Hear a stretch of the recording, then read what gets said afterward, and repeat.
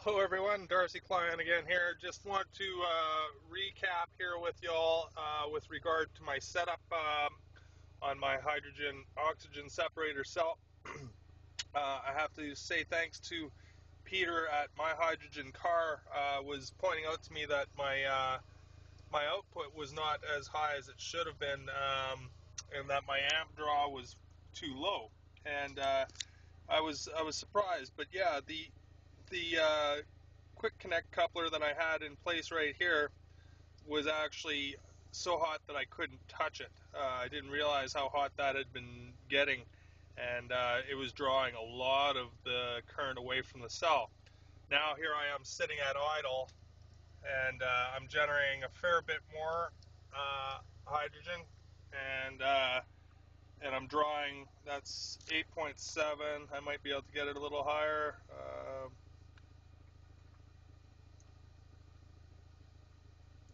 8.8. This is just at idle. 8.8 amps. 9. Yeah, so just at idle, I can get to 9 amps. On the highway, I was at 11.5 up to 12 amps. So absolutely correct, Peter. Wasn't running correctly. Definitely is now.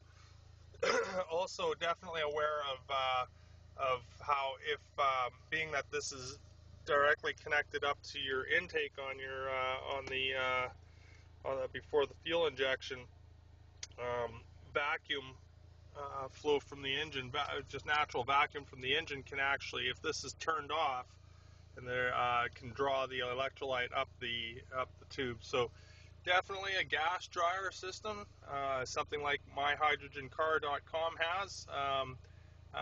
Is probably a better way to go as far as avoiding, having to deal with vacuum issues. There may be other ways of dealing with that. I'm finding as long as I have my cell running and that the connectivity is good, that it will provide enough hydrogen to avoid any kind of issues with the vacuum.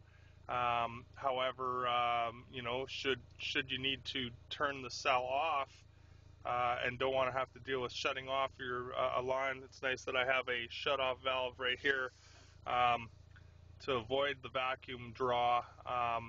But to avoid having to deal with that issue, I imagine the dry tanks are going to be completely alleviating that from the way I've seen them operate. So I'll be looking for some, I don't know if they're like small fertilizer, white injection molded plastic tanks, something that's thick enough to tap some inlet adapters on, and I'll be using those instead.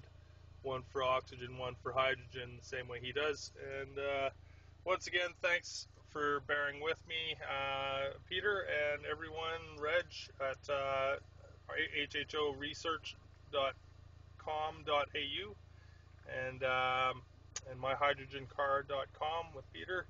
You guys are great. Thanks for bearing with me. Things are working better than ever.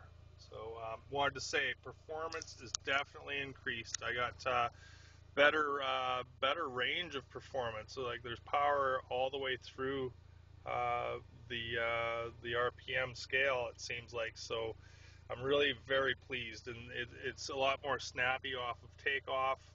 Just does not hesitate as much anymore. So all around, better performance, cleaner combustion, better emissions. I'm going to go and get an emissions test done here so we can actually show a real report on it. But kind of wish I would have started my full tank of gas on a better connected fuel cell. However, I will do repeated miles per gallon tests with this vehicle. I'll try to run the gas right out each time and do some real accurate measurements. But anyway, this video is taking me longer than I expected. Just wanted to say thanks again for everyone's help, and take care, love and light. Till next time.